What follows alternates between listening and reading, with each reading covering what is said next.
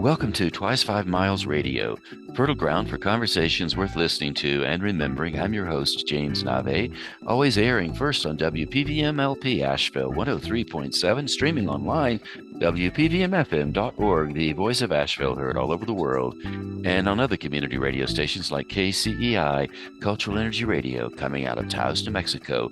Thank you, Walter Parks, for our theme song, walterparks.com, for more on waltz music. Thank you, Devine Dial, for managing WPVM-FM.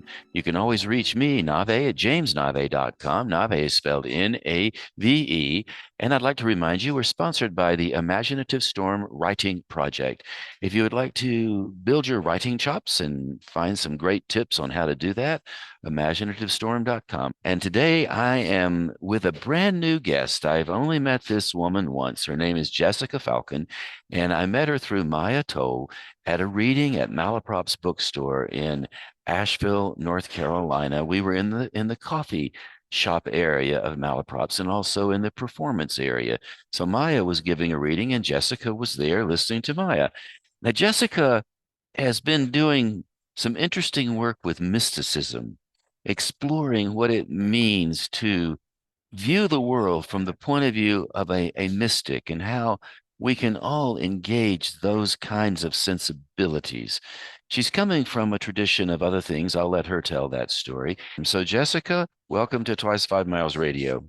Thank you, James. It's such a pleasure to be here. And I love that we met through a writing, the release of Maya's book, and we share that passion for writing and magic and mysticism and all fun things in the world. So I'm excited to be here with you today. And mysticism, oh my gosh, how to even define mysticism?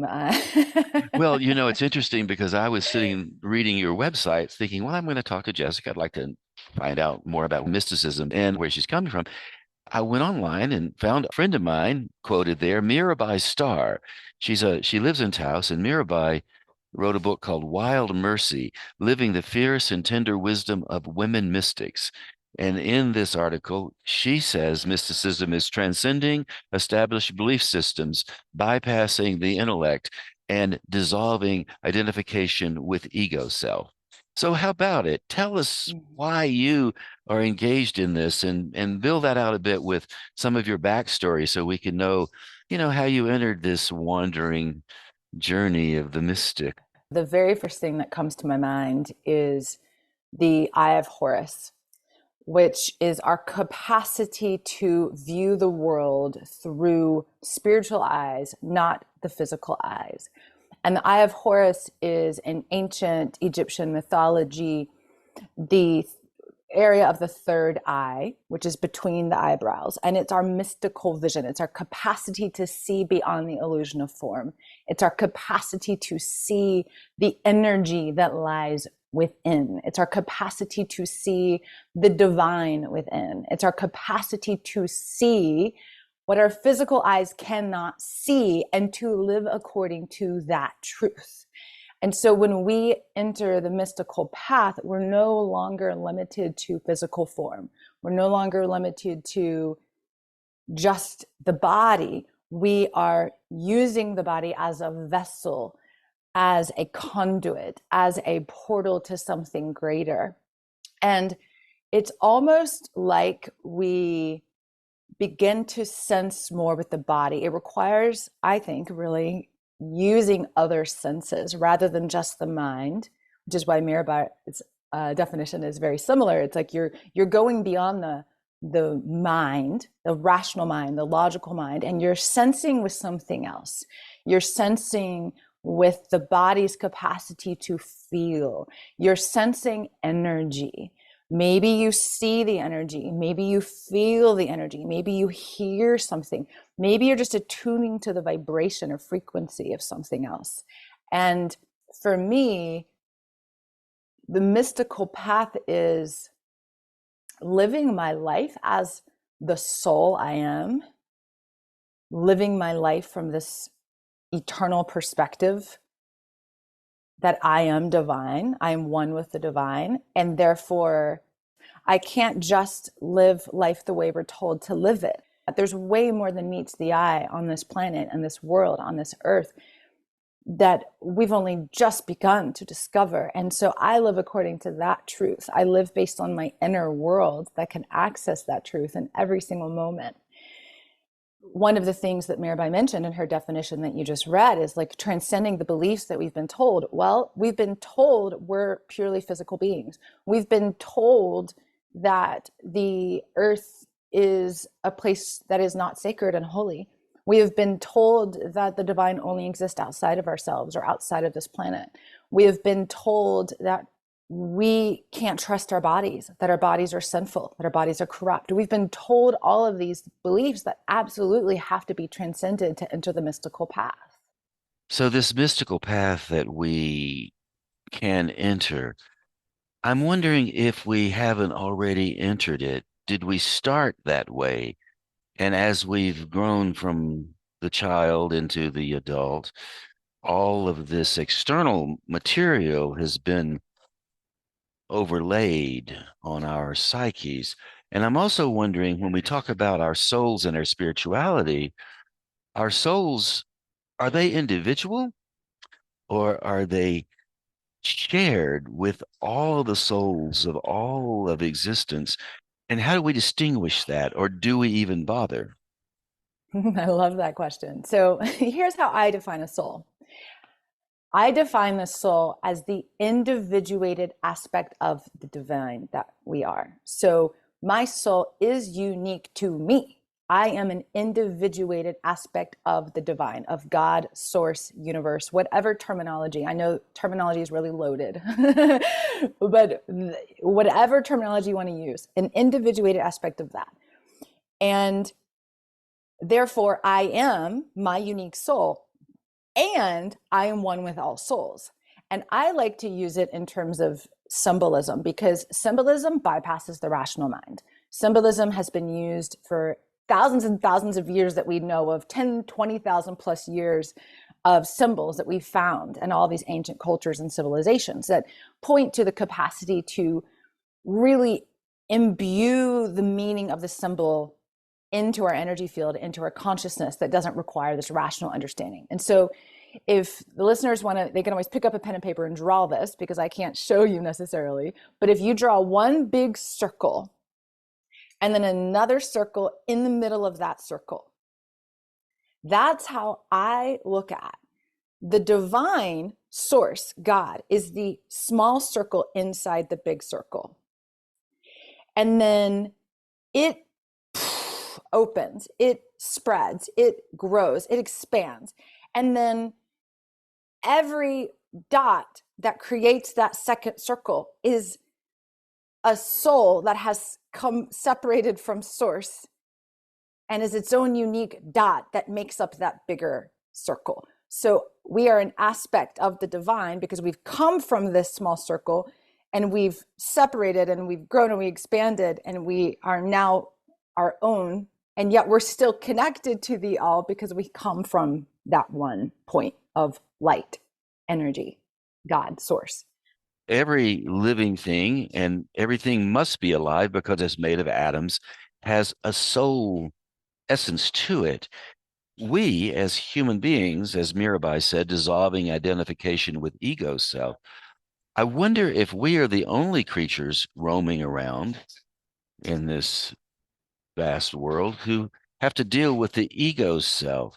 I wonder if all of the other creatures are just mystics by nature and they don't give it much thought. There's no ego self there. I'm a fox. Off I go. I'm an eagle. I'm a rat in the subway. I'm a spider.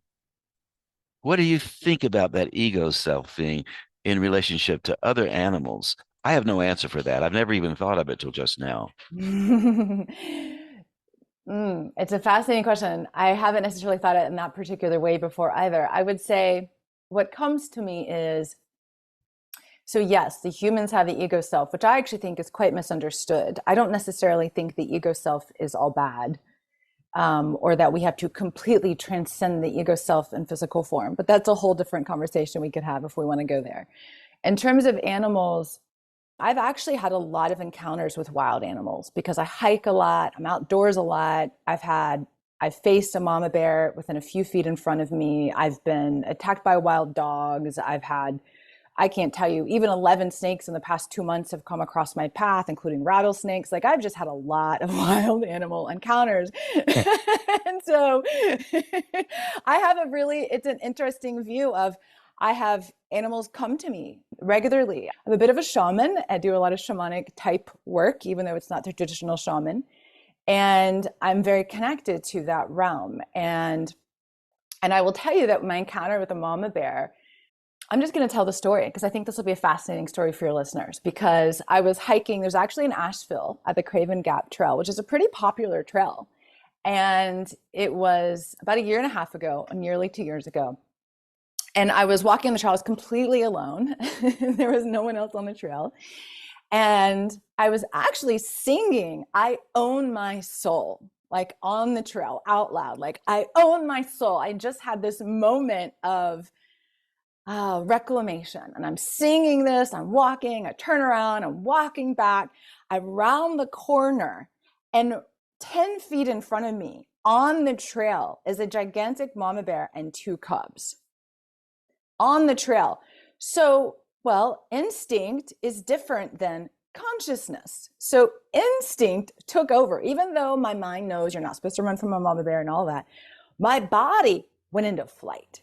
So I immediately see the mama bear, our eyes catch. She looks at me, I look at her, I turn around, I run. Now she starts to run after me on all fours, roaring.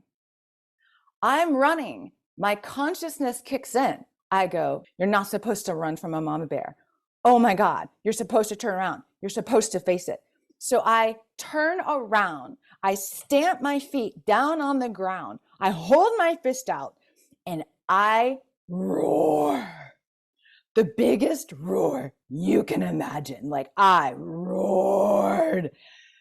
And she pulled her paw back, bowed her head at me to the ground, stood up on all twos. She is 4 feet away from me, stood up on her feet. She was so big. I'm looking up at her, eye to eye, roaring, because I was not going to stop roaring. Roaring, we're eye to eye. She looks at me, I look at her, and then she turns around and saunters away and walks with her cubs up the mountain. And I, of course, kept roaring at that moment until I got to the end of the trail and knew that I was completely safe. And then my entire body literally started to like shake uncontrollably because the nervous system had to release itself like a primal animal, because we're that too. We're conscious and we're spiritual, but we're also primal animals. And so from that moment, I realized several things. One, animals generally come into our life for a very spiritual reason. Two, she clearly wasn't scared of me. She felt me. She felt I meant her no harm. She felt me. There was a communication between me and her that cannot be explained with words. It transcended logic. It transcended mind. There was this reckoning, this knowing, this primal transmission between us that happened. And she knew. She didn't run away. She didn't attack. She knew. And so did her instinct also respond to protect her cubs when she first saw me? Yes. Just like my instinct was to run. Animal, nervous system, primal, which is technically, you could call it ego because that's separation, right? But it's not ego in terms of one over the other. It's just our separation that leads to that reaction. And she had the feeling capacity to transcend it. That's a terrific story. Ooh, I was with you the whole time. I have a question to ask now. After you experienced this, you clearly took the bear experience in. I imagine the bear may be somewhere telling the story about you as well. Who knows? How did this experience inform the way you interact with people now? How much of an impact has it had on your, maybe your conscious, your subconscious, the way you Mm. regard other people? Mm-hmm. Mm-hmm. Well, the reason I mentioned that I own my soul part first is because my passion is sovereignty, soul sovereignty, ownership of the soul, ownership of the self, divine sovereignty, to live according to that inner knowing, the inner soul's truth, and to be one's own authority. So I felt in that moment, one of the biggest things that I received from that was, not only was it a point of initiation for me, because I've been on a path of initiation for a very long time, and this was a crowning moment, so to speak, but also it was face your fears. Really face your fears. If I had kept running away, both of us would have still been in ego separation, nervous system, instinctual response. But I turned around and I faced her, not with aggression, but with, I stand my ground. I have a right to be here. I have a right to take up space, just as you do. Not, I have more right to be here than you. I don't have any more right to be in the forest than the bear does. Nor does she have any more right to be there than I do. We both get to live in harmony. We get to both be there. And to me, sovereignty is also recognizing that it is, I honor you, I honor me. I see me, I see you. I hear you, I hear me. It is both, because love is both, heart is both. And so I take that into how I live my life, that it is to know oneself, the key to freedom. It is to live according to my soul's truth, but it is never to impose that on another. Here's a question about sovereignty that I'm curious about right now. When you talk about your sovereignty, that implies that I have my sovereignty and everybody else around me has theirs as well. Is this a matter of developing our sovereignty that already exists? Is it a matter of developing it, or is it a matter of becoming aware of something that we have always had, taking our rightful place within something that exists now that we just maybe haven't recognized, haven't communed with, haven't addressed? Hmm. Beautiful question. So I do think that sovereignty is remembering and reclaiming. However, fortunately or unfortunately, I don't know that many sovereign people. And by that, I mean people truly living according to their own soul's truth in every moment. Not to what you're told. This is not about living based on the mind. This is about living based on the soul. And so in order to be sovereign, you have to know yourself.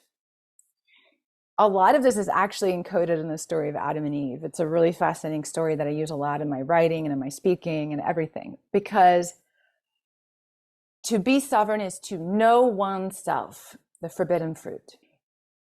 And to take that is to say, I bow down to the divine within me as my authority, not my ego, not my personality self, to the divine within me, to the divine that I am.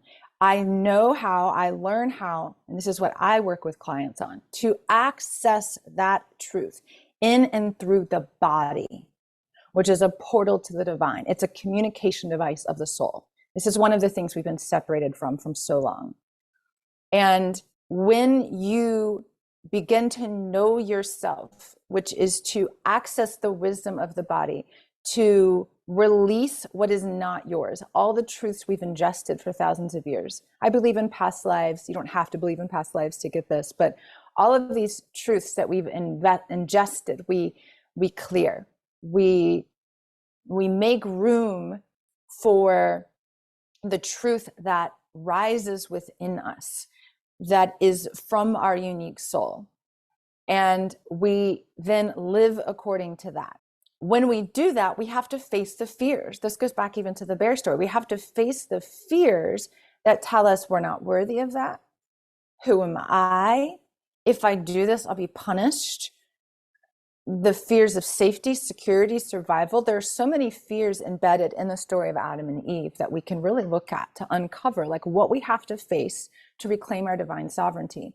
Because it's very clear. I lay this out very clearly in my book. It's a very clear way of looking at what I call the 6 wounds of fear, guilt, shame, doubt, blame, and unworthiness. And these 6 things have to be confronted within the self as we access simultaneously the deep soul truth. It's not a linear process, it's a spiraling process of accessing the deep soul truth while releasing these 6 wounds that have been perpetuated on all of humanity for thousands of years, in order to say, I am worthy of this. I claim my sovereignty. I claim my freedom.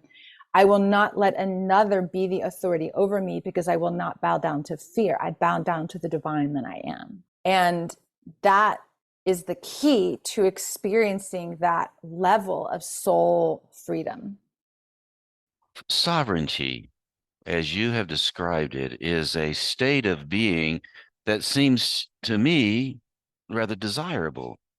I think so. I would like to be sovereign. It also seems to me to be something that isn't a goal you achieve and then, okay, now I'm sovereign. Like it's an ongoing aspirational quest throughout one's life. Have a relationship with one's soul, one essence in the 6 elements that you just talked about. Here's my question as I'm wondering this. It's such a valuable thing to have. Why do you say, or why do you think you see so few people who have it? And the people that you have known you think have it, will they tell you they have it? Or will they say, I'm just on a search, I'm just on a journey. My sovereignty is coming as it has always come and will come until the end after I leave this earth. How do you take us into that thinking a bit? So I am sovereign. Now, it's taken me a very long time to get here, because that doesn't mean that I'm at the final end all be point. There's nothing else to learn. There's nothing else to evolve into. There's nothing else to expand into. I just go into deeper and deeper levels of consciousness every day. And I'm sovereign. So this is your second question that I'm answering, because I know myself really well. I spend time in meditation, sometimes hours a day, and I do it through my body. I question my thoughts. I observe my thoughts. I'm aware. I question myself. There's a difference between doubting and questioning, but I question myself. And I have developed the capacity, and one of my gifts is opening energy, our capacity to receive and move energy. And so I move energy through my body every day, and I access divine energy and earth energy, and I feel like I live between the worlds every day. And that capacity within me has been developed. As you know, I had a very different life before this. I was a criminal prosecutor and an attorney for 7 years. And so I was not necessarily living that. And even though I was in a very powerful position, I was not sovereign. And I think that the reason I was not sovereign, that I don't see a lot of people being sovereign, to go into your first question, is that I was still very much living in my head. I do not believe you can be sovereign and not be embodied, because our head, our mind, only receives what is told. It receives the beliefs of society. It receives the absorbed social conditioning. It receives the beliefs we've inherited, right? So our mind knows what it's told, what it sees, what it's absorbed. Now, none of that is the soul's truth.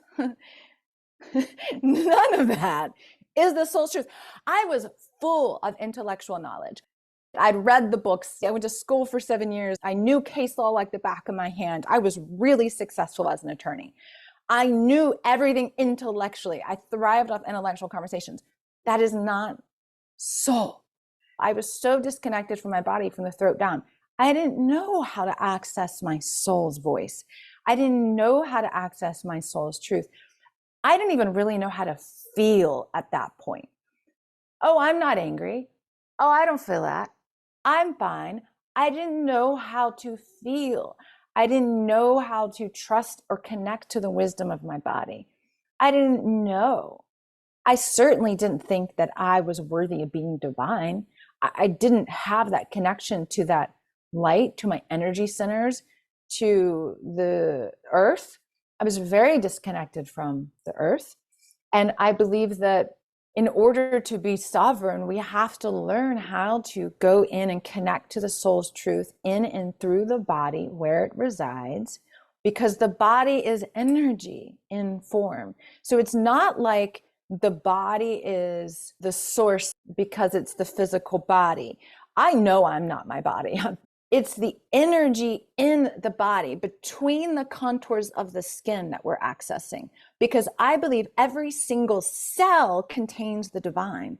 Every single cell of the body contains information, soul wisdom.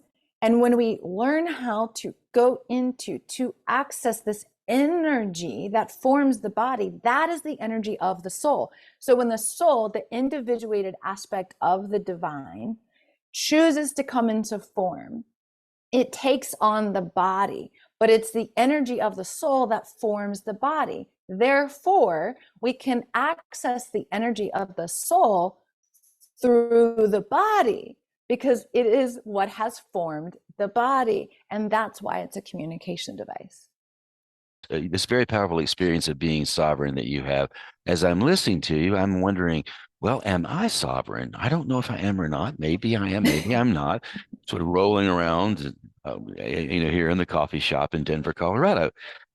I'm wondering, you said, well, I was a lawyer, an attorney. I had all the case law, everything in my head. I was working from the neck up, not really addressing anything my body had to offer. Once one realizes or once one understands how to have this sovereignty, and then I would expect it's like playing a musical instrument. Once you learn how to play it, if you play it every day, it's going to stay strong. If you don't play it, it might fade a bit. Do you think it's possible to take that experience of sovereignty and apply it to any situation?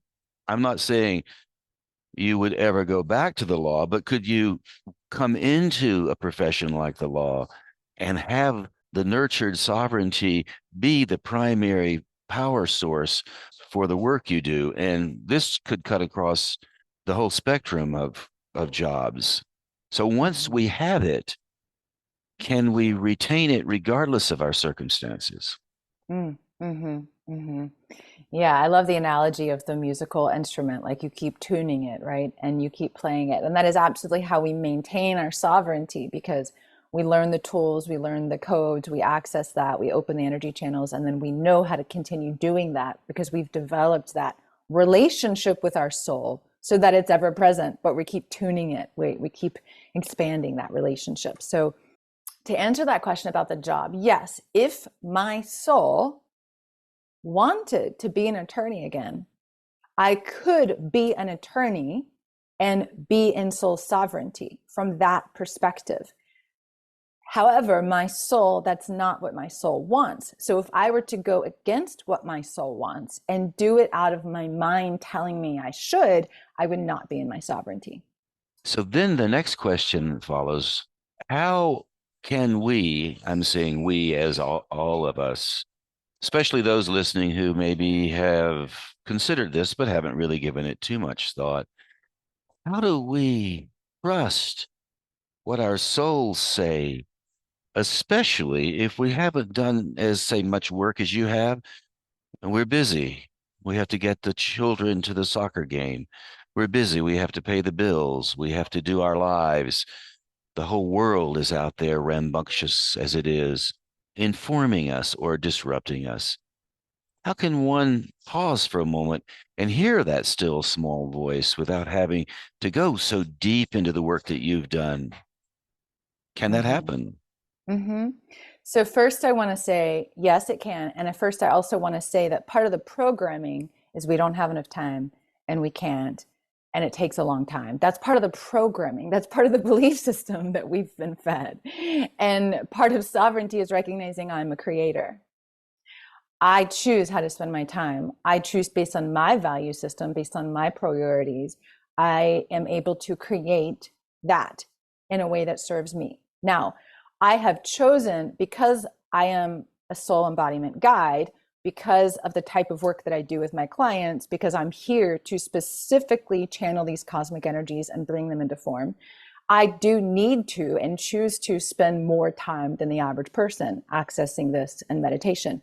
Do I have to spend that much time?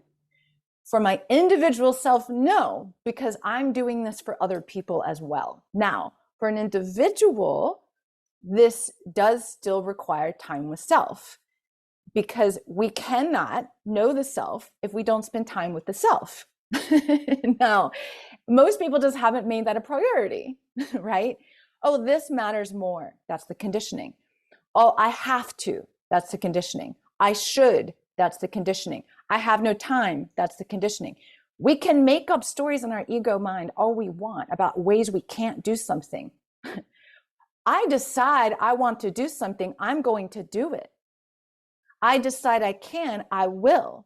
That's up to me to decide, to create the time, to create the priority, to make that a value system. It's all about what you're valuing more. Most people are conditioned to value self less than other. Most people are conditioned to value productivity over time with self. Those are just few of the ways we have to confront these belief systems and programming in order to create and cultivate the time needed to spend with self. We hear the voice that says you're lazy. You should be getting this done. You should be taking care of that. You have all these other things to do. This other thing seems more enticing. Well, guess what? Your relationship and the quality of your relationship with everything, including the world around you, is based on the quality of your relationship with yourself. And so when you make that a priority and you go into and cultivate that relationship with self, you become a better partner, a better parent, a better employee or business owner or entrepreneur or writer or whatever it is that you're doing, because you are no longer needing the other person, trying to subconsciously control the other person. You're no longer fearing. You're no longer attached unhealthily. You are sovereign. You are free. You give them the freedom to be who they are. You come from this place of, I know what I need, want, and feel. I'm willing to express that authentically without fear that you're going to reject me or abandon me. I know what I need, want, and feel, and I'm going to communicate that and also hear what you need, want, and feel so that we create a balanced relationship. I'm going to know, feel, hear what I need. And when my child is screaming in the corner, I'm able to communicate with them and energetically even attune to a vibration and frequency that child can respond to, rather than anxiety, rather than fear, which actually children are incredibly sensitive. They attune to that instead of the peace, instead of the calm, instead of the love, instead of the compassion. So the more compassion you have for yourself, the more compassion you automatically have for other. It works that way with everything. And so when we spend that time, I would suggest a minimum of 5 minutes a day. If you feel like that's all that you have, I believe everybody has more, because we have 24 hours in a day. And that seems like an awful little to give yourself. Like, out of 24 hours, I'm only worthy of 5 minutes. Like, I don't think that's true. But if that's all you feel like you have, then 5 minutes, I would recommend putting your hands on your heart and closing your eyes and placing your awareness under your heart and just saying to your heart, I'm here, I'm listening. Show me what you want me to see. Tell me what you want me to know. I love you. And listen and just be. I love you. Beautiful words. Long ranging words. Mm-hmm. From your place of awareness and sovereignty, obviously you spent a lot of time with this. When you encounter people who are intent on really pushing hard back on that, they see you and they just don't like it because they're maybe jealous, envy, whatever, because you've developed a reservoir of compassion. How do you respond to people who come at you, who push it, or very jealous? Or even do you find that in the world that you live in? Hmm. Yeah, it's interesting you asked that because I struggled with a feeling that people were intimidated or jealous for a very long time. Because we are told in our society that it is egotistical to claim your greatness and to claim your light. And I was so afraid of claiming my greatness and claiming my light, which meant I couldn't fully shine my light because I was so afraid. And I was told by people my light blinded them. And in response, I tried to hide my light to make them comfortable, Hmm. which clearly is not my truth, nor did it serve them.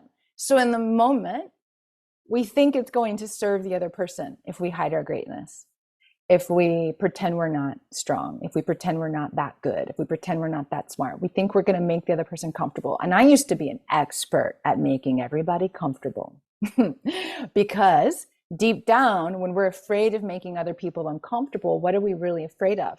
They're not going to like me. They're not going to accept me. They're going to reject. They're going to abandon. They're right. All of these things, I'm not going to belong. Survival issues, root chakra. Well, guess what? My belonging is no longer contingent on belonging to another person. I belong to myself. I belong to the earth. I belong to the divine. Therefore, no one can ever take that away from me. And that is instilled energetically and emotionally in my body and what I help clients create so that you no longer ever have to betray the self to receive belonging from another person, which we are conditioned to do. And so when I face that, I root in, I anchor, I know I belong to me, and I will not bow down to another at my own expense. I will not separate from myself for the benefit of another again, ever. When you're working with your clients, and obviously it's very effective because as I sit here listening to you, I feel like I'm having a little lesson myself. Thank you very much. Okay. When someone lost in the wilderness comes to you, what do they start to look like when you notice the veil lifting? How do they change? How does their countenance shift? What do you see first that's an indicator that this new awareness is emerging? You know, I've discovered from working with my clients that every single one says, I feel so free. I feel so free. I've realized that's my medicine is freedom. Like that is the greatest medicine I bring to people. And it's what I see how they feel it. So they feel it. And I had this one particular client who even was saying like it's not like anything in my external world has changed. It's that my relationship to it is so different that I feel free even though it might look the same outside of me. Because the kind of freedom that I'm talking about is soul freedom. It's not contingent on external circumstance. So it's I think what they feel, what I feel, but what I see in them is this capacity to be so fully who they are. They don't have to hide. They don't have to reject parts of themselves. They don't have to apologize for who they are. They don't have to pretend. They don't have to say they're okay when they're not okay. This is really practical. One of my passions is that we have created a society in which most people do not feel free in their relationships. And we cannot experience the relationships we truly desire if we don't cultivate individual sovereignty. Because a relationship rooted in freedom and shared power and true love requires two sovereign individuals that meet halfway and create the third of a relationship, the Vesica Pisces symbol. It's two whole circles. Each person is whole and complete unto self, sourced from within. Sovereignty is I source belonging from within. I source love from within. I source safety from within. I am whole and complete. I am my own authority. I then choose to come into a relationship with another, to create the third, that almond shaped in the center of the two whole circles when they meet halfway. Ancient symbol of sacred relationship. That third is the union. It has to be based on choice. When it's based on codependency, need, unhealthy attachment, neither person is free. And so each person has to be sovereign to release those, what I see as energetic cords that prohibit the capacity for freedom in the relationship. Brilliant explanation. Here's another question as we move toward the end of our time together, or maybe it's a thought, maybe both. One of the things I have experienced when I have felt free is a deep sense of relaxation. Freedom to me equals being relaxed. As we close, would you reflect on relaxation and freedom and how those two, at least in my mind, go together, and maybe in yours as well? What I hear when you say that is actually inner peace. Is that true for you? I would describe it as peacefulness, yeah. Relaxation, peacefulness, a sense of safety, a sense of no hurry. I don't have to get anywhere, be anywhere, do anything, be anything. I'm just here in this eternal moment. And what I also hear when you say that is that that comes from being centered in self. Is that also true? That's true. Yes. And so that centered in self to me is also how I experience that freedom. It's that I'm centered here in self, in this moment, embodied in this moment, present, here, aware, free to choose, free to decide, free to feel, free to be who I am right here. Nothing I have to change. I'm already worthy. I'm already here. I'm fully present. I'm fully alive. That's freedom. That's also a lovely place to fade out of this conversation. Before we fade too far out of it, I would love for you to tell folks how they could find out more about your work, how they could connect with you, what you offer, and those little things that we can use to help people connect with you. Yeah. So my website is thepathtosovereignty.com. And you can find me on Instagram and YouTube at The Path to Sovereignty as well. I also have a podcast called the Radically Embody Love podcast. And for me, I work with clients in groups and one-on-one. There's a free meditation on my website if people want to receive a meditation. The one I'm currently offering is a heart-womb connection to really connect to the heart, connect to the womb, reunite them, because they've been disconnected in most of us, the heart and womb. And by womb, I mean energetic womb. It's the belly space. So every gender sex has a womb, the energetic womb. So because that is how we anchor into the self, that's where our feelings are. It's the sacral chakra. So just to clarify that. But yeah, I have a book coming out, ideally, hopefully it'll come out next year, called The Power of Eve, about healing the wounds of the feminine, reclaiming sovereignty. I work with clients who are devoted to soul freedom and really guide people into their body. So, but you can also just sign up and get lots of juice from the blogs and emails and nice note tips and support all the time, free meditation. So. Well, Jessica Falcon, thank you so much for taking time to be on Twice 5 Miles Radio. I really, really appreciate it. It's been such a pleasure and such a profound conversation. I appreciate your capacity to go there with me and to ask the questions and to really receive it. It's been really beautiful and such an honor. Thank you. So there you go, my friends. Thus concludes my conversation with Jessica Falcon.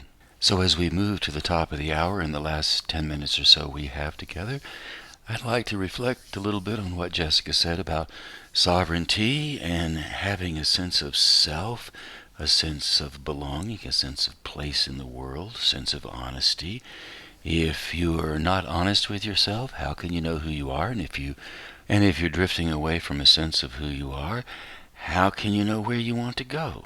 All of these are the kind of questions that Jessica stirred in my brain when she was talking over the last 45 minutes or so. So one of the things I think I learned from Jessica is this idea of sovereignty gives you a sense of freedom to be honest about the things you're thinking of, and also, in combination with the honesty, gives you a growing sense of the love of self, or another way to say it, self-love, embracing yourself. And once you embrace yourself, you can become more honest. Now, the reason I'm curious about honesty is because lately I've been thinking honesty is not as dramatic as I once thought it was, and I may have mentioned that on this show before.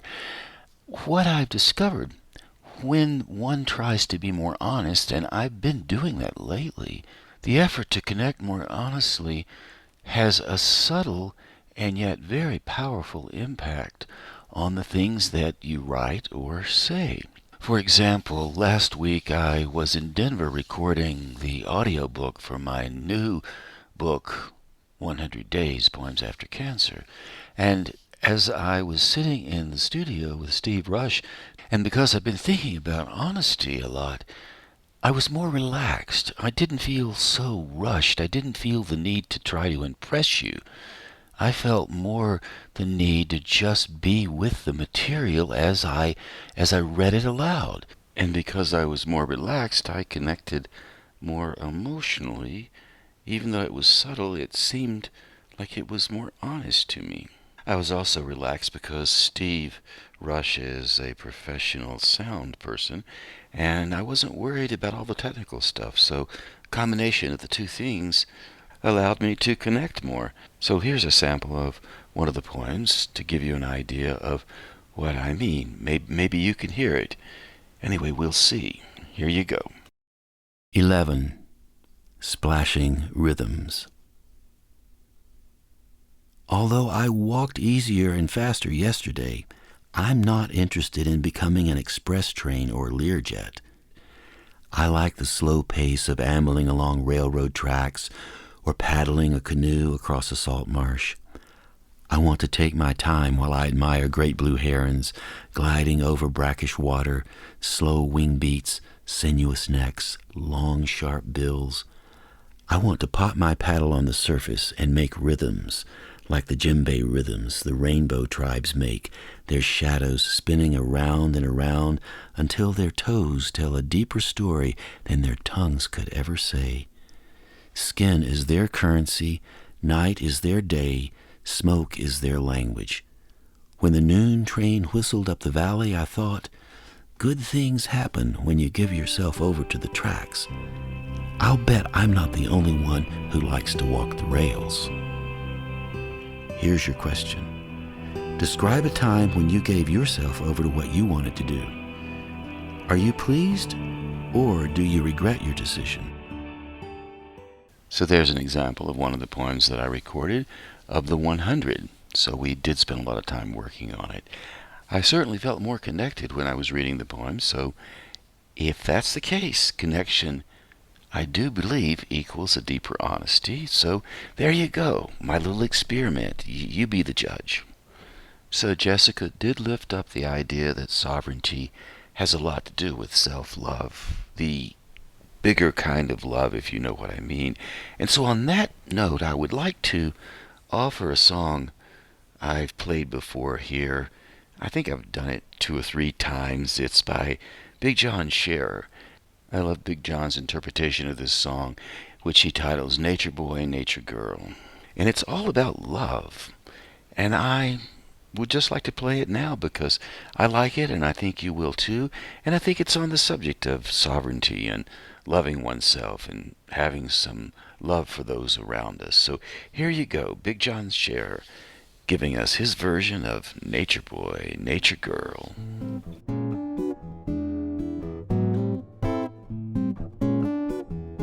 Well, there was a boy, a very special kind of boy.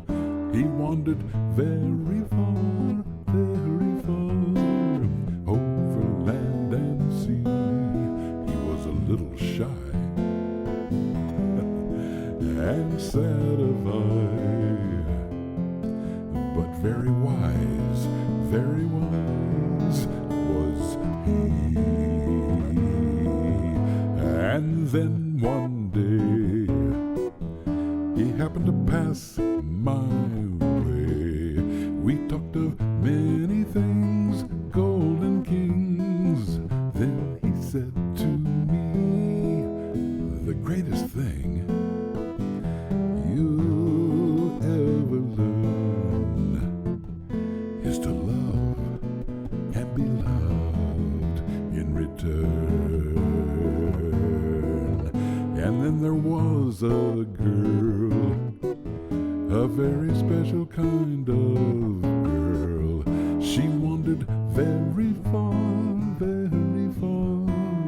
over land and sea. She was a little shy and sad of eye, but very wise was she. And then one day she happened to pass my way. We talked of many things, golden queens. Then she said to me, the greatest thing you'll ever learn is to love and be loved in return. And then there was a boy and girl, a very special boy and girl. They wandered very far, over land and sea. They were a little shy and sad of eye, but very wise were they. And then one day they happened to pass my way. We talked of many things, kings and queens. Then they said to me, the greatest thing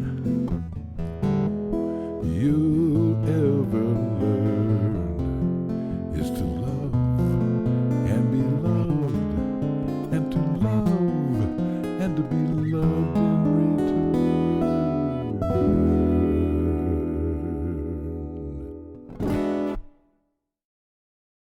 And that was Big John Scher singing Nature Boy, Nature Girl. To love and be loved in return. Well, what more can you ask for? And just for fun, I'd like to offer you one more piece of poetry from my recording session in Denver. You'll note that the poem starts out with no music, and then it closes with a little piece of music. I have Walter Parks to thank for that music as well as for our theme song here. Walter agreed to give me enough music so I could add a little bit of sound after each of the 100 poems. So here's the 12th poem, and when you listen, you'll hear that sound at the end of the piece. 12. Pareidolia Sky. While relaxing in my chair, Brubeck's Take 5 reminded me of my college days. A.D. and Tish stared at their laptops. Rain spilled over the hills. The wood stove blazed. Branches tapped the windows. A.D. announced his respect for people who disarm old landmines. Tish wrote a sestina. I touched the staples on my belly and concluded there was time to love, time to live, time to watch elephants fly in the pareidolia sky. Here's your question.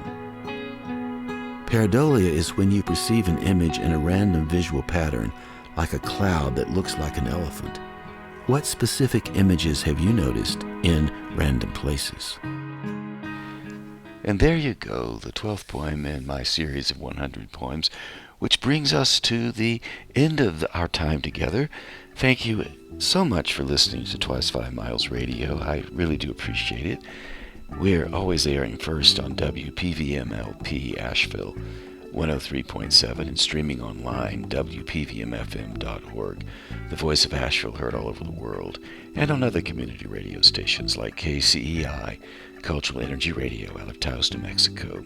Thank you once again, Walter Parks, for our theme song.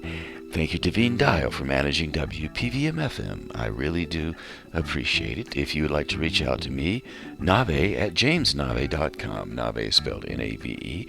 I would love to hear from you.